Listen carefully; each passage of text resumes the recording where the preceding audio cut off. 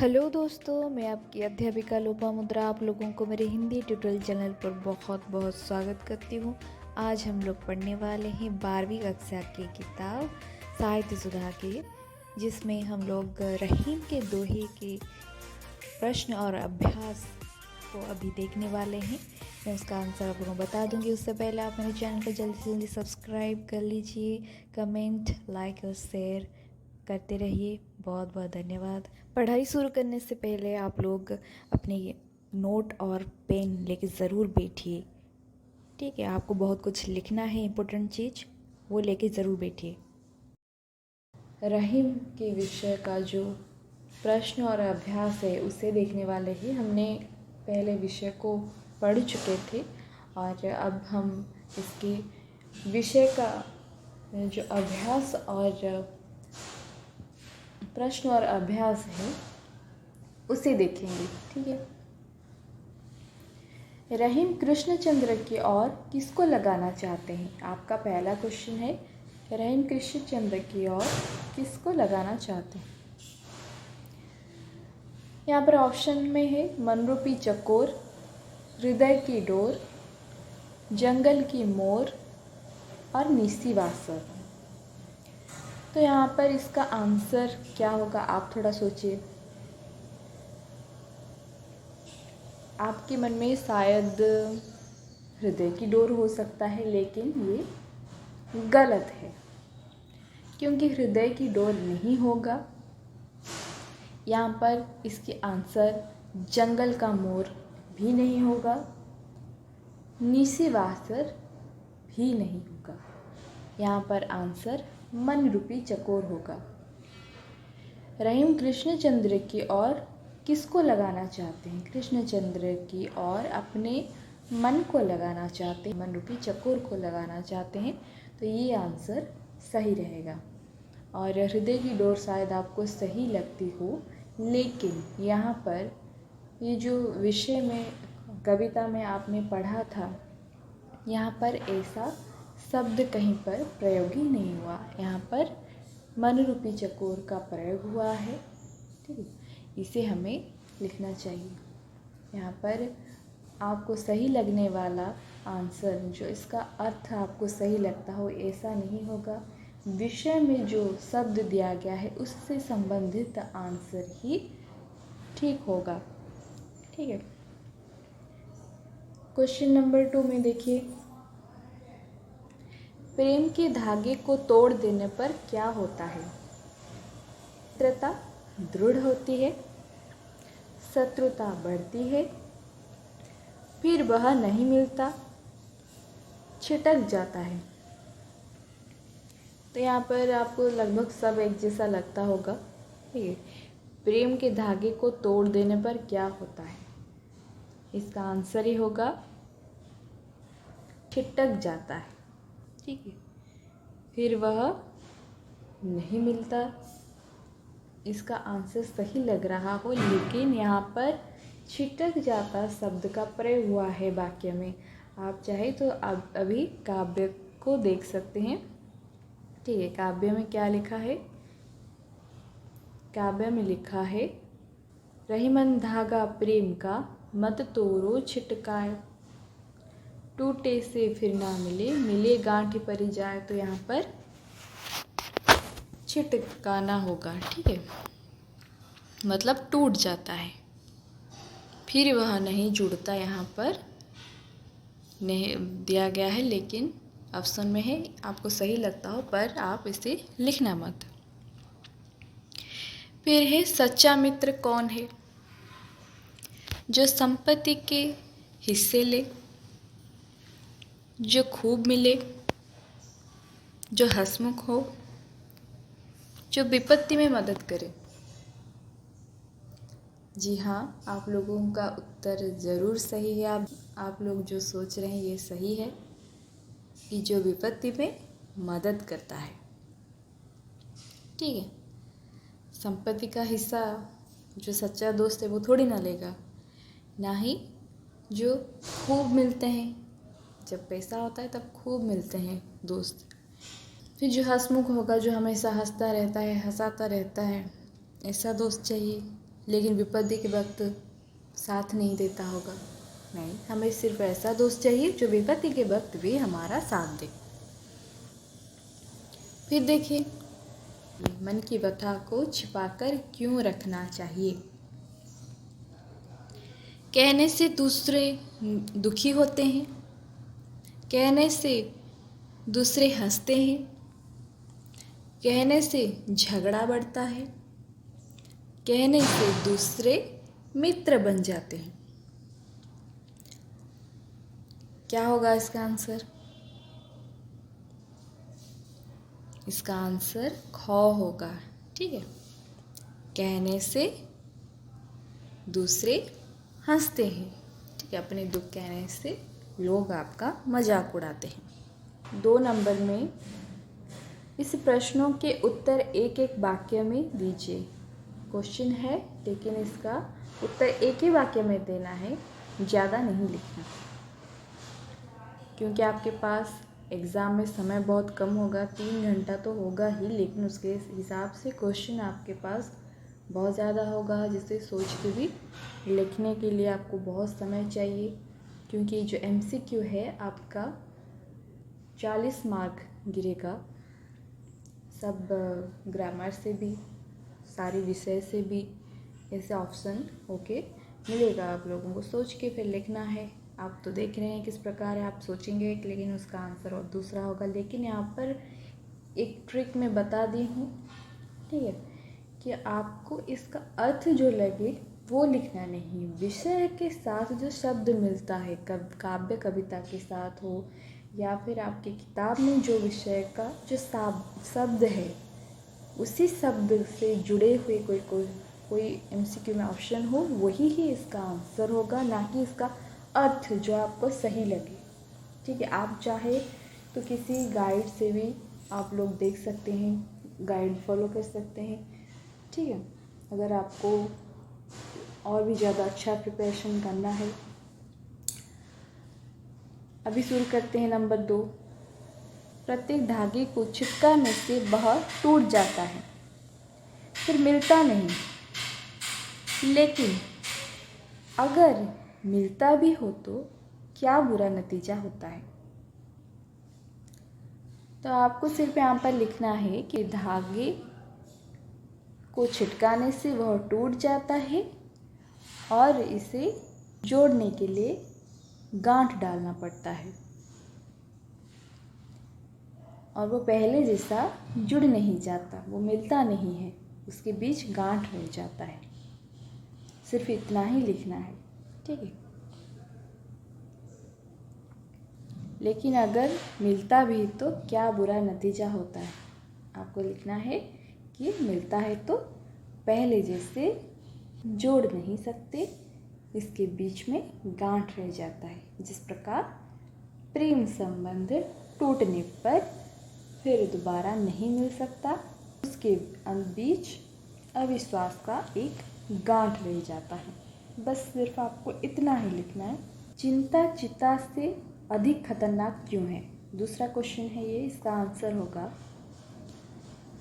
चिंता चिता से अधिक खतरनाक इसीलिए है। आप ये क्वेश्चन लिख सकते हैं, चाहे ना भी लिख सकते तो भी अच्छा रहेगा। आप सिर्फ इतना लिखिए, चिंता के होने पर मनुष्य जीते जी जल जाता है, चिंता उसे जला देता है, और चिता निर्जीव वस्तु को जलाता है, निर्जीव शरीर को लाता है।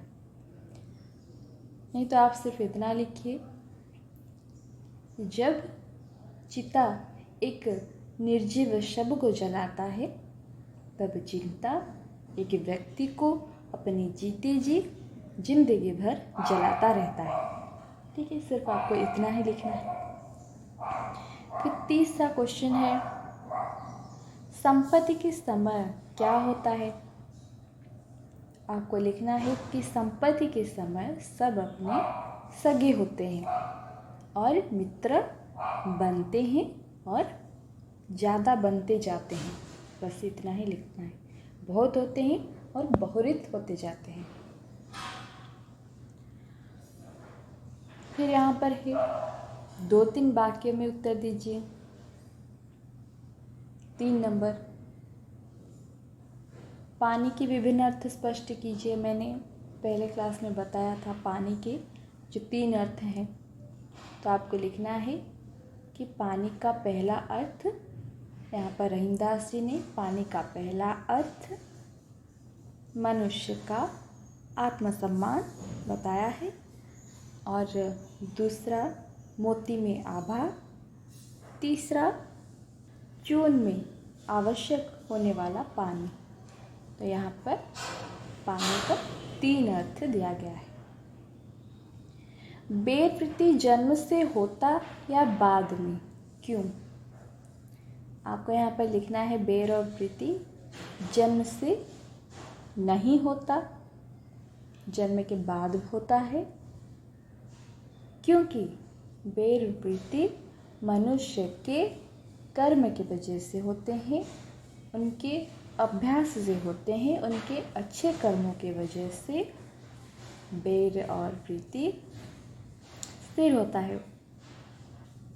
यहाँ पर आपको लिखना है कि बेर और प्रीति एक बच्चे के जन्म से नहीं होता, बाद में होता है।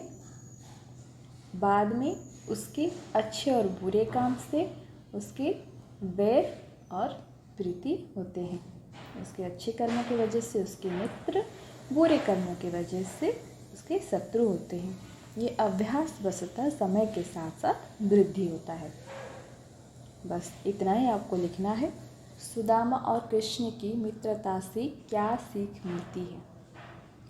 यहाँ पर लिखना है सुदामा और कृष्ण की मित्रता से हमें सीख मिलती है कि कोई भी व्यक्ति धन से बड़ा नहीं होता।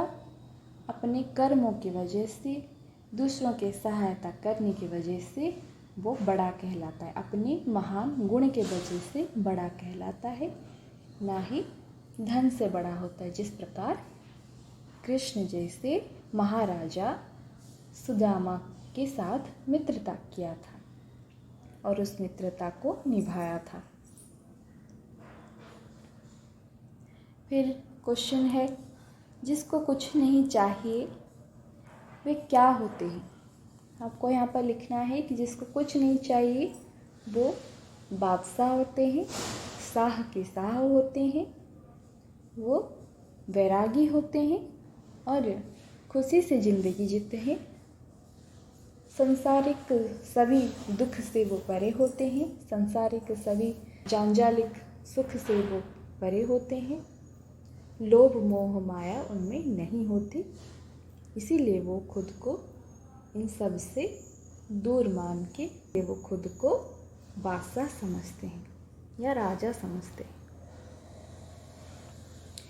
यहाँ पर विस्तार से उत्तर दीजिए। 4 क्वेश्चन है, ठीक है। क्वेश्चन ऐसा है कि रहीम के दोहे मानव जीवन के अनुभवों पर आधारित है, कैसे बताइए? ठीक है। साहों के साह कौन है और कैसे है? फल की गति को देख रहीम मनुष्य के जीवन के सत्य पर कैसे प्रकाश डालते हैं, समझाइए। कदली सीप भुजंग मुख के उदाहरण के द्वारा कौन सी गंभीर बात कही गई है, समझाइए या स्पष्ट कीजिए। यहाँ पर फिर दिया गया है नीचे, आपका काम है कि ऐसा प्रश्न बनाइए और अभ्यास करके उत्तर अपनी कॉपी में लिखिए, ठीक है।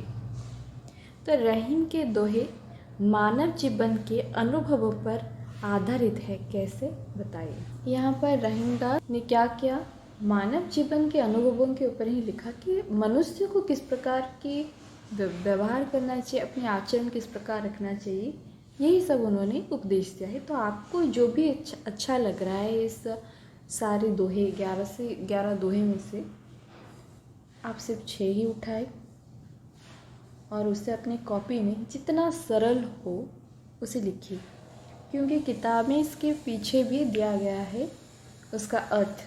आप उससे जितना छोटा हो सके बनाइए एक एक लाइन में इसका अर्थ लिखिए, ठीक है। नहीं तो आप चाहे तो 11 का 11 भी लिख सकते हैं, लेकिन बहुत कम होना चाहिए जो आप एग्ज़ाम में समय के अंदर ही लिख सके। तो ये सिर्फ कितना लिखना है, आधा पेज ही लिखना है, ज़्यादा नहीं लिखना, आधा नहीं तो एक पेज का 70% या पूरा आप लिख सकते हैं। लेकिन आपके हैंडराइटिंग के ऊपर ध्यान दे के मैं कह रही हूँ। अगर आपका हैंडराइटिंग ज़्यादा बड़ा है तो एक ही पेज लिखिए, अगर आपका हैंडराइटिंग बहुत छोटा है तो हाफ पेज में हो जाएगा आपका, ठीक है। और सबसे ज़्यादा जो आपको ध्यान रखने की बात यह है कि यहाँ पर आपके हर विषय से पहले कवि परिचय, लेखक परिचय दिया गया है, तो आपको कवि परिचय ज़रूर लिखना चाहिए। कवि परिचय हेडिंग देना चाहिए और नीचे इसके कवि कौन है उनका पूरा नाम लिखना चाहिए। जन्म मृत्यु आप याद रख लीजिए, क्योंकि आपको क्वेश्चन में आ सकता है जन्म मृत्यु। एक तो ज़रूर आएगा जन्म मृत्यु का किसका, कौन से लेखक या कवि का कब हुआ था, और कौन से कहानी के कौन से लेखक हैं या कौन से कवि हैं, ये क्वेश्चन में ज़रूर आएगा। तो आपको जन्म और मृत्यु ज़रूर लिखना है। ये पहला काम है आपका। एक नोट बनाइए, उसमें कवियों के नाम, उनके जन्म मृत्यु लिख दीजिए। आप उसे अच्छे से रट लीजिए, ठीक है। तो फिर इसके बाद आपको फिर लिखना है कि उनका जन्म स्थान। अगर जन्म स्थान नहीं दिया है तो माता पिता का नाम, ठीक है। बस इतना ही आपको लिखना है, उनका कवि का पूरा नाम, जन्म मृत्यु, जन्म स्थान, माता पिता का नाम।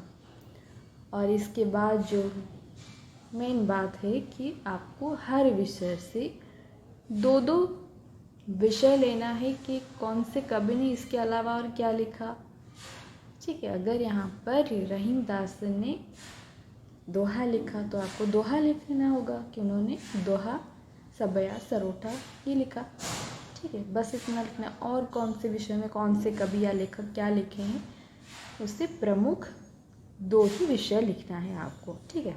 अगर नहीं याद रहा तो एक ही लिखिए, लेकिन लिखना ज़रूरी है, क्योंकि इससे आपको अच्छी मार्क मिलेगी, ठीक है। आप नहीं लिखेंगे तो कोई बात नहीं, 6 मार्क का ये जो आंसर आपको लिखना है, तो 6 मार्क आप में से आप लोगों को वही 3 मार्क या 2.5 मार्क वही मिल जाएगा। और बाकी आगे का विषय के ऊपर निर्भर करता है कि आपने कैसा लिखा है, ठीक है। पहले जो एग्ज़ामिनर है उसी पर ही उनका ध्यान गिरेगा, ठीक है। आप ध्यान का आकर्षण बिंदु वही होगा।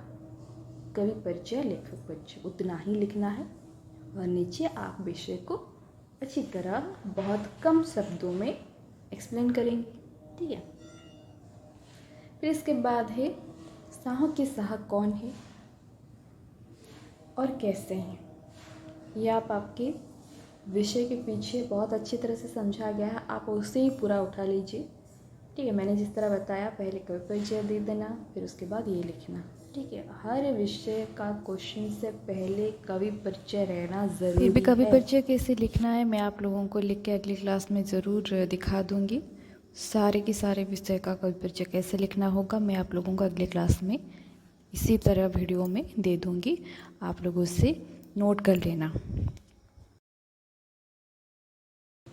फल की गति को देखकर रहीम मनुष्य के जीवन के सत्य पर कैसे प्रकाश डालते हैं समझाइए। ये भी आपको वहीं से लिखना है, ठीक है। वही किताब के पीछे पहले जो ये सब विषय है यहीं से ही आप चूज करके लिख लीजिए, इतना ही काफ़ी है। यहाँ पर जितना दिया गया जो 5-6 लाइन, 3-4 लाइन, इतना ही काफ़ी है, ठीक है। और आप कुछ किसी दूसरे गाइड से फॉलो करना चाहते हैं, आपको अच्छा रहेगा, लेकिन आप रट लेंगे ना, रटने से ना आप 2 लाइन याद रखें फिर भूल जाएंगे। लेकिन यहाँ से आप पढ़ लेंगे तो याद रह जाएगा, वहाँ से भी पढ़ लीजिए और 1-2 लाइन के लिए आप लोगों को शब्द भी मिल जाएगा। गाइड भी पढ़ती रहिए, लेकिन रटना नहीं है, पढ़ के समझना है, जिससे आप लोगों को 2-4 शब्द और मिल जाए, आप अच्छे से लिख पाएँ। फिर कदली से भुजंगमुख, ये भी मैंने आपको अच्छे से समझाया था, इसे भी लिख लीजिए। यहाँ पर सब अवेलेबल है, बस लिख लीजिए, ठीक है। और खुद से क्या प्रश्न बना सकते हैं कमेंट बॉक्स पे ज़रूर लिखिए प्रश्न, ठीक है। क्या प्रश्न, आप खुद प्रश्न बनाएं। आपके लिए ये अभ्यास मेरे तरफ से है और किताब की तरफ से भी है। कुछ आप भी बना के मुझे भेजिए। मैं भी देखना चाहती हूँ कि मेरे जो स्टूडेंट्स हैं वो कितने तेज़ हैं, वो क्या क्या क्वेश्चन बना सकते हैं, उन्हें क्या क्या आइडिया है कि उनका एग्ज़ामिनर कैसे क्वेश्चन बना सकता है, ठीक है। बहुत बहुत धन्यवाद। आप अच्छे विद्यार्थी हैं, अच्छे से पढ़िए, मेरे वीडियो को पूरा देखते रहिए, वीडियो को कमेंट शेयर सब्सक्राइब ज़रूर करते रहे और लाइक करते रहे, ठीक है। मेरे साथ इसी तरह जुड़े रहे। बहुत बहुत धन्यवाद। हम मिलेंगे फिर अगले वीडियो में।